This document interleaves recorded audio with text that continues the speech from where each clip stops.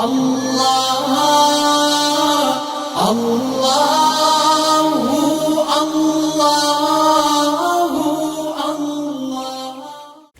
اب یہاں سے آیت نمبر 165 سٹارٹ ہوتی ہے سورہ آل عمران کی۔ 165 سے 188 تک جو ہے دوبارہ غزوہ احد پر تبصرے کی روشنی میں اہم ہدایات دی گئی ہیں۔ اللہ رب العزت ارشاد فرماتا ہے، اور یہ تمہارا کیا حال ہے کہ جب تم پر مصیبت آ پڑی تو تم کہنے لگے یہ کہاں سے آئی، حالانکہ جنگ بدر میں اس سے دگنی مصیبت تمہارے ہاتھوں فریق مخالف پر پڑ چکی ہے۔ اب یہاں دیکھیے، جو اکابر صحابہ ہیں وہ تو بہرحال حقیقت شناس تھے اور کسی غلط فہمی میں مبتلا نہیں ہو سکتے تھے، لیکن جو عام مسلمان تھے وہ یہ سمجھ رہے تھے کہ جب اللہ کا رسول ہمارے درمیان موجود ہے، اللہ کی تائید اور نصرت ہمارے ساتھ ہے، تو پھر کسی حال میں کفار ہم پر فتح پا ہی نہیں سکتے۔ اس لیے جب احد میں ان کو شکست ہوئی تو ان کی توقعات کو سخت صدمہ پہنچا اور انہوں نے پھر حیران ہو کر پوچھنا شروع کر دیا کہ یہ کیا ہو گیا۔ تو اسی چیز کو یہاں پہ کوٹ کیا گیا ہے۔ اللہ تعالیٰ فرماتا ہے کہ پہلے کیا ہوا ہے جنگ بدر میں، اس سے دگنی مصیبت تمہارے ہاتھوں فریق مخالف پر پڑ چکی ہے، یعنی جنگ احد میں مسلمانوں کے 70 آدمی شہید ہوئے ہیں، بخلاف اس کے جنگ بدر میں کفار کے 70 آدمی مسلمانوں کے ہاتھوں مارے گئے تھے اور 70 آدمی گرفتار ہو کر آئے تھے۔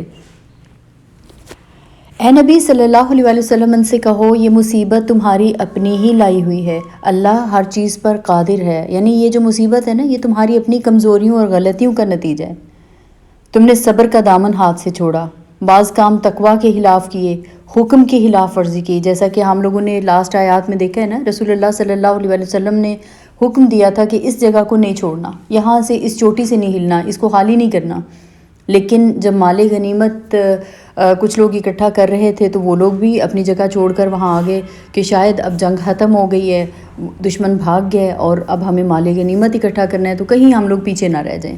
تو اللہ فرماتا ہے کہ یہ جو مال کی طمع میں مبتلا ہو گئے تھے، آپس میں نزاع اور اختلاف کیا، تو پھر اب کیوں پوچھتے ہو کہ یہ مصیبت کہاں سے آئی ہے؟ تو اللہ رب العزت ارشاد فرماتا ہے کہ جو نقصان لڑائی کے دن تمہیں پہنچا وہ اللہ کے اذن سے تھا، اور اس لیے تھا کہ اللہ دیکھ لے تم میں سے کون مومن ہے اور کون منافق۔ وہ منافق کہ جب ان سے کہا گیا آؤ اللہ کی راہ میں جنگ کرو یا کم از کم اپنے شہر کی مدافعت ہی کرو، تو کہنے لگے اگر ہمیں علم ہوتا کہ آج جنگ ہوگی تو ہم ضرور تمہارے ساتھ چلتے۔ اب یہاں پہ یہ جو ہے نا تذکرہ یہ منافقین کا ہے۔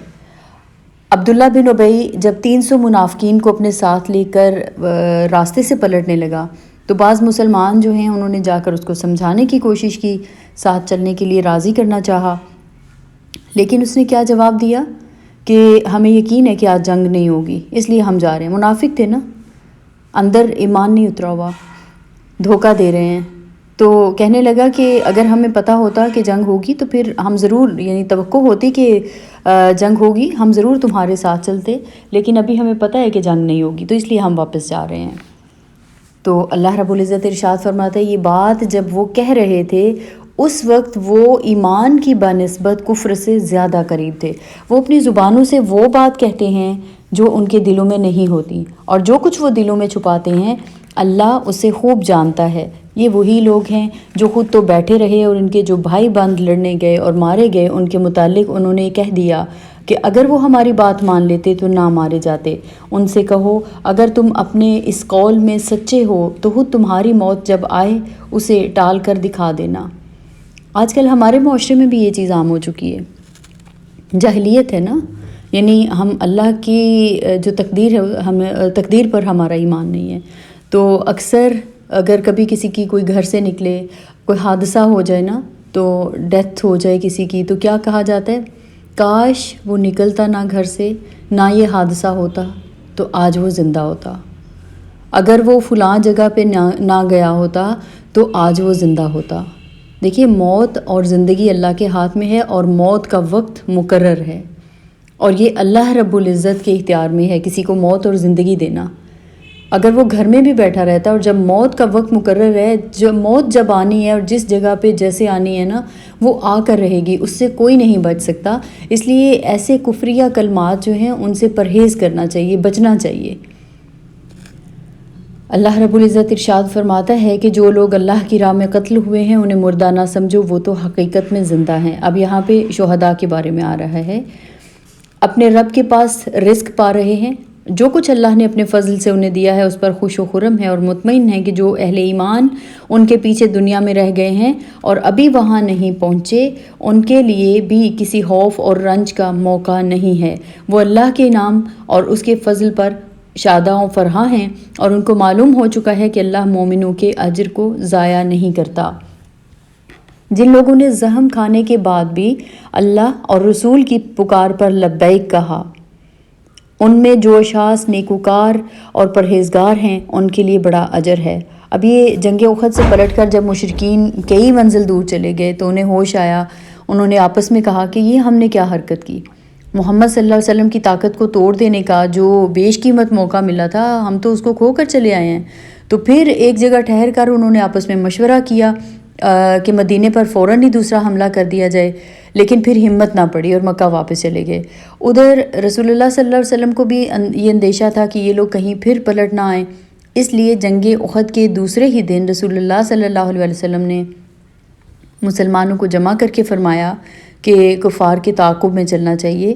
یہ اگرچہ انتہائی نازک موقع تھا، لوگ زخمی تھے، بہت سی جانیں قربان ہو چکی تھیں، لیکن پھر بھی جو سچے مومن تھے وہ جان نثار کرنے کے لیے آمادہ ہو گئے اور نبی رحمت صلی اللہ علیہ وسلم کے ساتھ حمراء الاسد تک آ گئے، جو مدینے سے تقریباً 8 میل کے فاصلے پر واقع ہے۔ یہ جو آیت مبارکہ ہے اس کا اشارہ انہی فداکاروں کی طرف ہے۔ اللہ رب العزت فرماتا ہے کہ اور وہ جن سے لوگوں نے کہا کہ تمہارے خلاف بڑی فوجیں جمع ہوئی ہیں ان سے ڈرو، تو یہ سن کر ان کا ایمان اور بڑھ گیا اور انہوں نے جواب دیا کہ ہمارے لیے اللہ کافی ہے اور وہی بہترین کارساز ہے۔ آخرکار وہ اللہ تعالیٰ کی نعمت اور فضل کے ساتھ پلٹ آئے، ان کو کسی قسم کا ضرر بھی نہ پہنچا، اللہ کی رضا پر چلنے کا شرف بھی انہیں حاصل ہو گیا۔ اللہ بڑا فضل فرمانے والا ہے۔ اب تمہیں معلوم ہو گیا کہ وہ دراصل شیطان تھا جو اپنے دوستوں سے خواہاں ڈرا رہا تھا، لہٰذا آئندہ تم انسانوں سے نہ ڈرنا، مجھ سے ڈرنا اگر تم حقیقت میں صاحب ایمان ہو۔ احد سے پلٹتے ہوئے ابو سفیان جو ہے یہ مسلمانوں کو چیلنج دے کے گیا تھا کہ آئندہ سال بدر میں ہمارا تمہارا پھر مقابلہ ہوگا، لیکن جب وعدے کا وقت آیا اس کی ہمت نے جواب دے دیا، کیونکہ اس سال مکہ میں قحط تھا اور اس نے کیا کیا کہ پہلو بچانے کے لیے یہ تدبیر کی کہ خفیہ طور پر ایک شخص کو مدینہ بھیجا اور اس نے کیا کیا، وہاں پہنچ کر مسلمانوں میں یہ خبریں مشہور کرنا شروع کر دیں کہ اس سال قریش نے بڑی زبردست تیاری کی ہے، ایسا بھاری لشکر جمع کر رہے ہیں کہ جس کا مقابلہ تمام عرب میں کوئی نہیں کر سکے گا۔ اور مقصد کیا تھا؟ مسلمانوں کو ڈرانا، تاکہ وہ اتنا ڈر جائیں کہ اپنی جگہ رہ جائیں، مقابلے پر آنے کی ذمہ داری جو ہے نا، مقابلے پر نہ آنے کی ذمہ داری وہ مسلمانوں پر رہے۔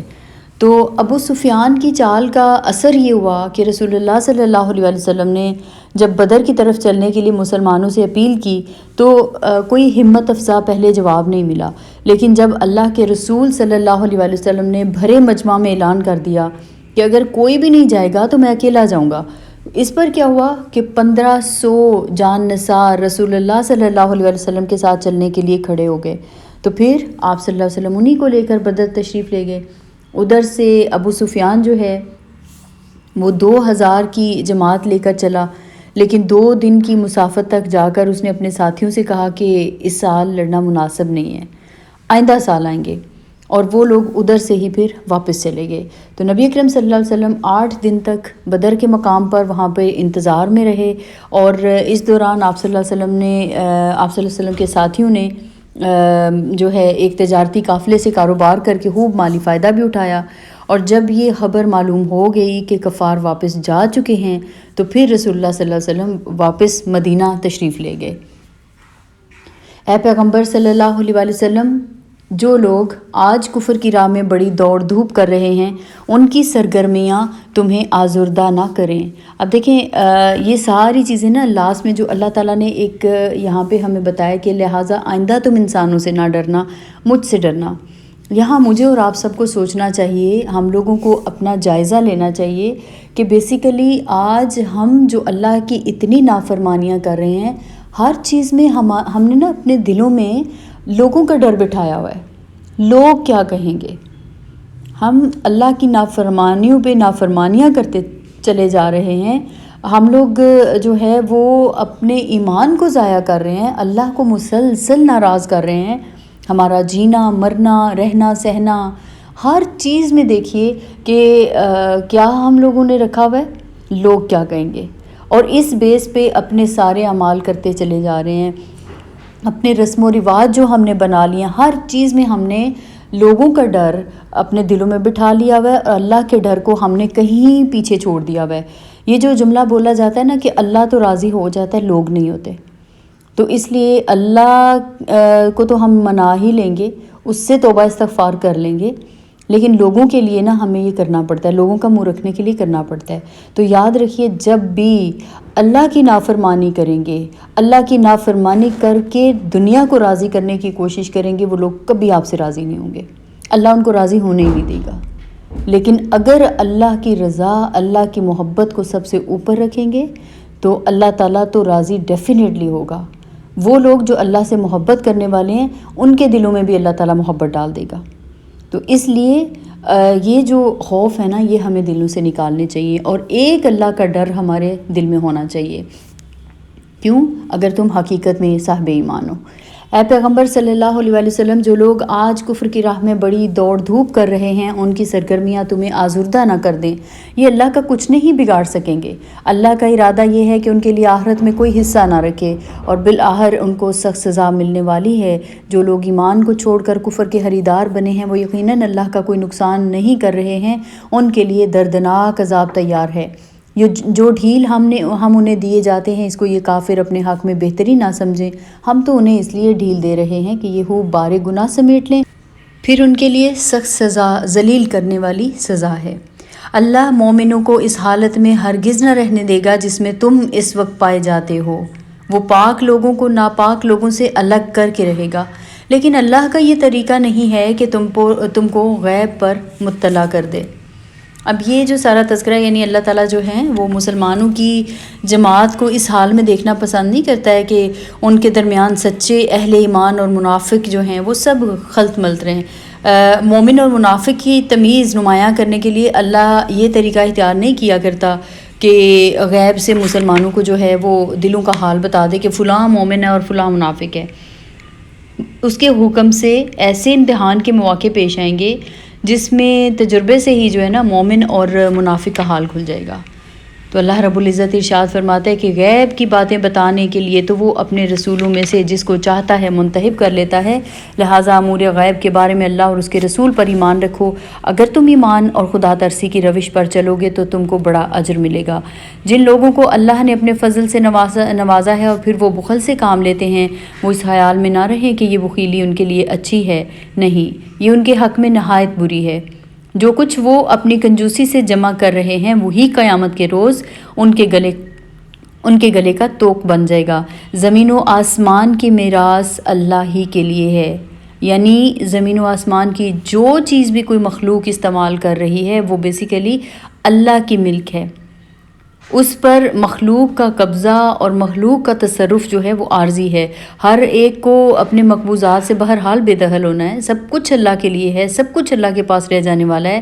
عقل مند وہ ہے کہ جو اس عارضی قبضے کے دوران اللہ کے مال کو اللہ کی راہ میں دل کھول کر صرف کرتا ہے، اور سخت بے وقوف ہے کون؟ جو اس کو بچا کر رکھنے کی کوشش کرتا ہے۔ اللہ رب العزت ارشاد فرماتا ہے کہ جن لوگوں کو اللہ نے اپنے فضل سے نوازا اور وہ بخل سے کام لیتے ہیں، وہ اس خیال میں نہ رہیں کہ یہ بخیلی ان کے لیے اچھی ہے، نہیں، یہ ان کے حق میں نہایت بری ہے۔ جو کچھ وہ اپنی کنجوسی سے جمع کر رہے ہیں وہی قیامت کے روز ان کے گلے کا توق بن جائے گا۔ زمین و آسمانوں کی میراث صرف اللہ ہی کی ہے، اور تم جو کچھ کرتے ہو اللہ اس سے باخبر ہے۔ اللہ نے ان لوگوں کا قول سنا جو کہتے ہیں کہ اللہ فقیر ہے اور ہم غنی ہیں۔ یہ بیسیکلی یہودیوں کا قول تھا۔ قرآن مجید میں جب یہ آیت نازل ہوئی تھی نا کہ من ذا الذی یقرض اللہ قرضا حسنا، کون ہے جو اللہ کو اچھا قرض دے، تو اس کا مذاق اڑاتے ہوئے یہودیوں نے کہنا شروع کیا تھا کہ جی ہاں جی اللہ تعالیٰ جو ہے نا ان کے مفلس ہو گئے ہیں، اب وہ بندوں سے قرض مانگ رہے ہیں، نعوذ باللہ۔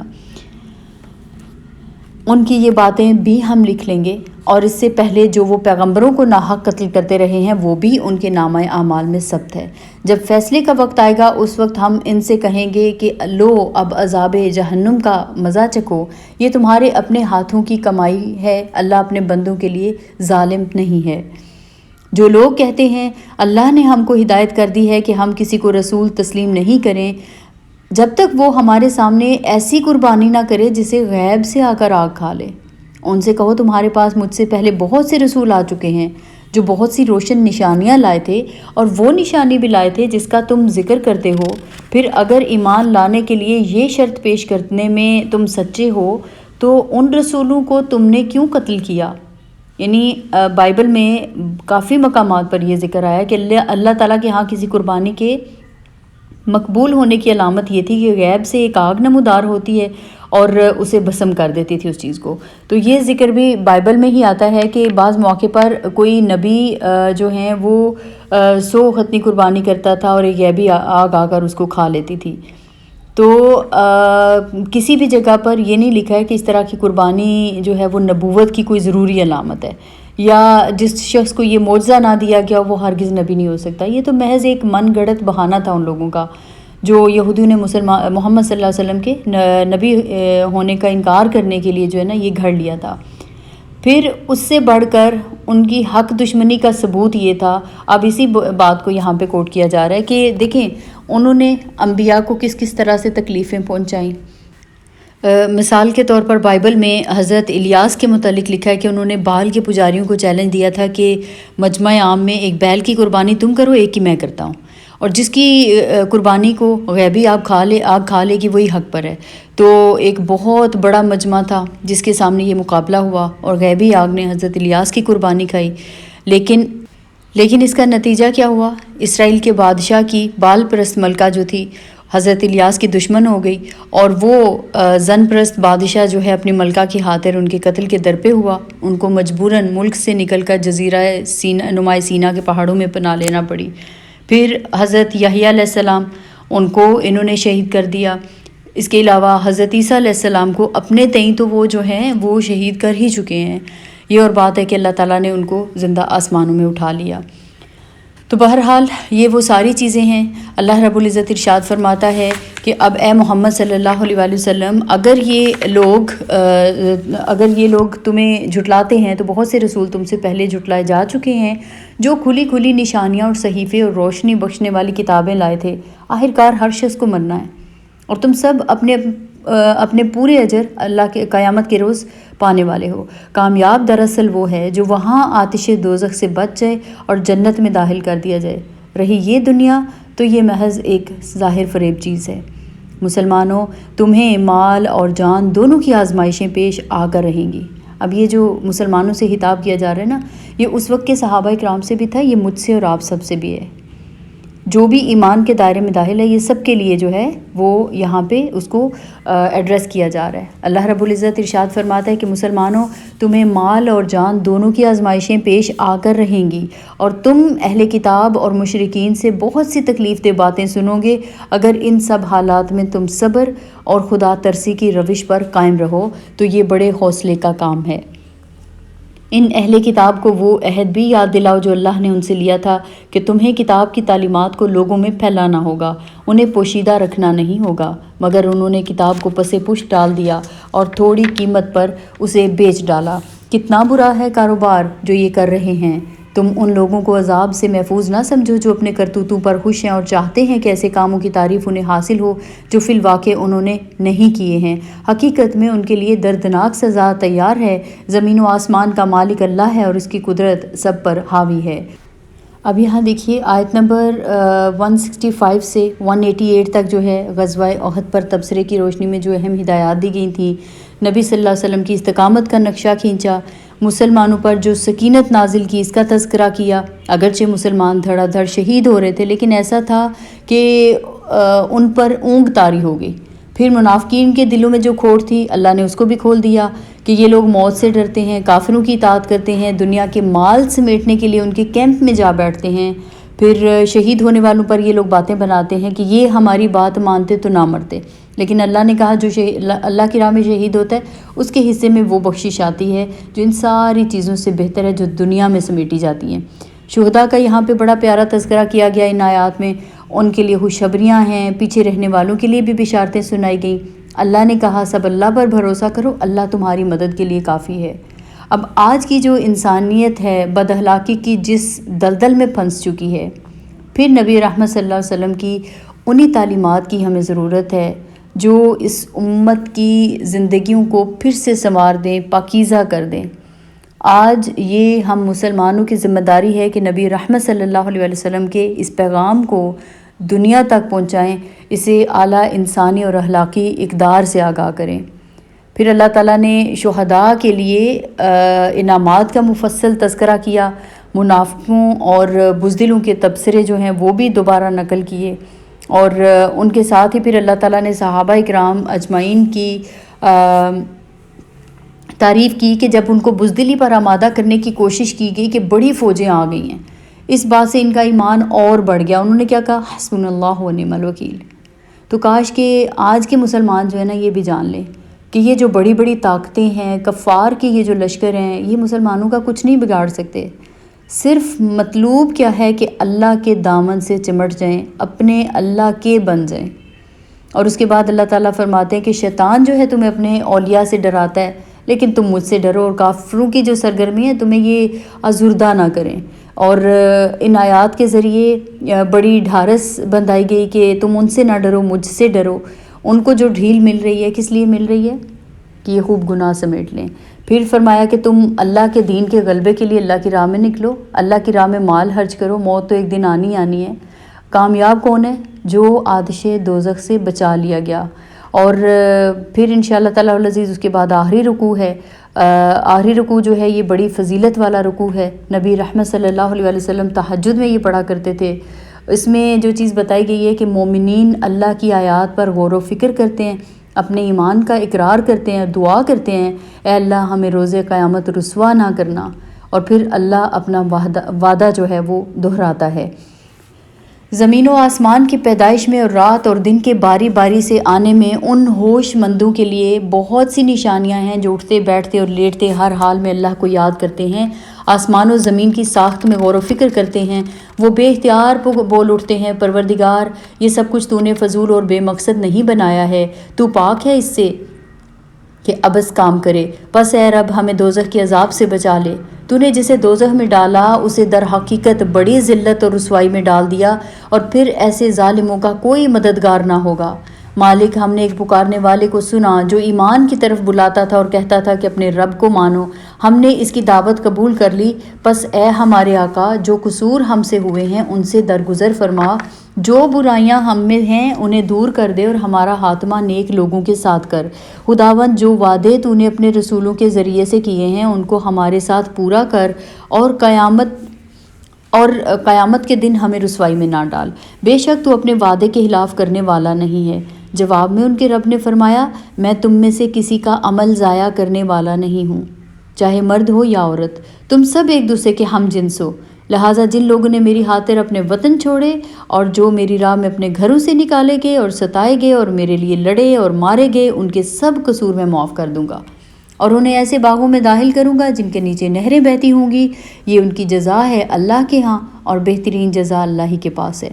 اے نبی صلی اللہ علیہ وسلم دنیا کے ملکوں میں اللہ کے نافرمان لوگوں کی چلت پھرت تمہیں کسی دھوکے میں نہ ڈالے، یہ محض چند روزہ زندگی کا تھوڑا سا لطف ہے، پھر یہ سب جہنم میں جائیں گے۔ یعنی کیا بتایا گیا؟ یہ جو کافر ہیں ان کی جو چیزیں ہیں یہ سب، ان کی کامیابیاں، ان کی چلت پھرت، یہ سب تمہیں کسی دھوکے میں نہ ڈال دے، ان کا ٹھکانہ دوزخ ہے۔ اصل کامیاب تو وہ ہوں گے جو اہل ایمان ہیں۔ تو اللہ رب العزت ارشاد کیا فرماتے ہیں کہ یہ محض چند روزہ زندگی کا تھوڑا سا لطف ہے، پھر یہ سب جہنم میں جائیں گے جو بدترین جائے قرار ہے۔ برعکس اس کے جو لوگ اپنے رب سے ڈرتے ہوئے زندگی بسر کرتے ہیں ان کے لیے ایسے باغ ہیں جن کے نیچے نہریں بہتی ہیں، ان باغوں میں وہ ہمیشہ رہیں گے، اللہ کی طرف سے یہ سامان ضیافت ہے ان کے لیے، اور جو کچھ اللہ کے پاس ہے نیک لوگوں کے لیے وہی سب سے بہتر ہے۔ اہل کتاب میں بھی کچھ لوگ ایسے ہیں جو اللہ کو مانتے ہیں، اس کتاب پر ایمان لاتے ہیں جو تمہاری طرف بھیجی گئی ہے، اور اس کتاب پر بھی ایمان رکھتے ہیں جو اس سے پہلے خود ان کی طرف بھیجی گئی تھی۔ اللہ کے آگے جھکے ہوئے ہیں اور اللہ کی آیات کو تھوڑی سی قیمت پر بیچ نہیں دیتے۔ ان کا اجر ان کے رب کے پاس ہے، اور اللہ حساب چکانے میں دیر نہیں لگاتا۔ اے لوگو جو ایمان لائے ہو، صبر سے کام لو، باطل پرستوں کے مقابلے میں پامردی دکھاؤ، حق کی خدمت کے لیے کمر بستہ رہو اور اللہ سے ڈرتے رہو، امید ہے کہ فلاح پاؤ گے۔ اب یہاں پہ حکم کیا دیا؟ اے ایمان والو صبر سے کام لو، باطل پرستوں کے مقابلے میں پامردی دکھاؤ، حق کی خدمت کے لیے کمر بستہ رہو، اللہ سے ڈرتے رہو، امید ہے فلاح پاؤ گے۔ تو یہ جو سورہ مبارکہ ہے آج کی امت مسلمہ کے لیے ہدایت نامہ ہے، گائیڈ لائن ہے۔ کاش کہ ہم اس کو توجہ سے پڑھیں، سمجھیں، اور اللہ رب العزت سے دعا ہے ہمیں ایمان باللہ اور تقویٰ کی دولت نصیب فرما دیں، صبر اور استقامت عطا کریں، اور اپنی خصوصی رحمتیں ہم پر نازل فرمائیں، آمین۔ اس پوری سورہ مبارکہ میں جو سبق ہمیں ملتا ہے وہ کیا ہے کہ قرآن پاک کی آیات پر ہمیں غور و فکر کرنا ہے، دین کا علم حاصل کرنا ہے اور عمل کرنا ہے، اور اللہ تعالیٰ سے دعا کرتے رہنا ہے کہ ہدایت کے بعد دل کو کجی میں مبتلا ہونے سے اللہ تعالیٰ ہمیں اپنی پناہ میں رکھے۔ دنیا کی رنگینیوں میں پڑھ کر آخرت سے غافل نہیں ہونا، دین اسلام کی سمجھ پیدا کرنی ہے اور اس کو بطور زندگی اپنا لینا ہے۔ رسول اللہ صلی اللہ علیہ وسلم کی سنت کا اتباع کریں گے، کفار کی پیروی نہیں کریں گے انشاءاللہ۔ اللہ کی راہ میں دل پسند مال خرچ کرنا ہے، اور اگر استطاعت ہے تو پھر جلد از جلد حج بھی کرنا ہے۔ اللہ تعالیٰ کی رسی کو مضبوطی سے تھامنا ہے، تو فرقے میں نہیں پڑنا۔ یہ وہ چیزیں ہیں کہ جن کو ہمیں اپنے لیے گائیڈ لائن بنانا ہے، اور سب سے بڑی چیز کہ جو ہمیں دیکھنا ہے کہ پچھلی امتوں نے جس چیز کو ترک کر دیا تھا، امر بالمعروف اور نہی عن المنکر۔ اللہ کی راہ میں چلنے کا مقابلہ کرنا ہے، غصہ پینا ہے، لوگوں کو معاف کرنا ہے، اللہ کی راہ میں استقامت سے چلنا ہے، اور اگر ضرورت پیش آئے تو جہاد کرنا ہے۔ شہادت کی موت جو ہے اس کی تمنا ایک مومن کو اپنے دل میں ضرور رکھنی چاہیے۔ اور آخری رکوع جو ہے یہ تہجد کے وقت پڑھنا ہے، اس کو میمورائز کرنا ہے اور اللہ تعالیٰ سے دعائیں مانگنی ہیں۔ نبی اکرم صلی اللہ علیہ وسلم تہجد میں اس رکوع کی تلاوت فرمایا کرتے تھے، ہمیں بھی انشاءاللہ اس کو حفظ کرنا ہے، اس کو یاد رکھیں گے اور پھر تہجد میں اس کو ضرور پڑھیں گے۔ اللہ تعالیٰ ہم سب کی کوششوں کو، ہماری جد و جہد کو قبول فرمائے، ہم سے راضی ہو جائے۔ وما علینا الا البلاغ۔